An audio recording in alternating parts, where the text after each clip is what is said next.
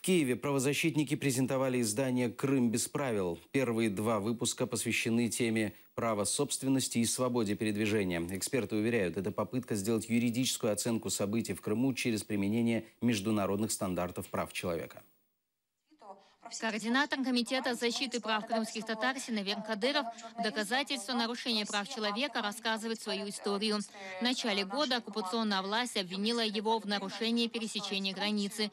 23 января 2015 года почему-то меня задержали, оформили административное правонарушение и решением суда признали меня виновным и выдворили. Синавер Кадыров обратился в крымские суды, но даже если дело выиграет, не уверен, что вернется. Это может угрожать его жизни. Сейчас его дело в Европейском суде. Процедуры судебные еще проходят, однако факт выдворения был, и факт нарушений по определенным статьям Конвенции тоже был. По этим фактам на сегодня есть обращение в Европейский суд по правам человека, оно уже принято судом.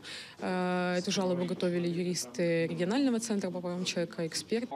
А вот директора фонда «Крым» Рыцарь Шевкиева оккупационная власть обвинила в том, что без разрешения рейском охраны впустил в помещение Меджлиса редакцию «Авдет» и провел ремонт чердака здания. А советнику председателя Меджлиса Исмету Юкселю вообще запретили въезжать в Крым. Фактического запрета использовать свое имущество по этим фактам тоже уже подана жалоба в Европейский суд.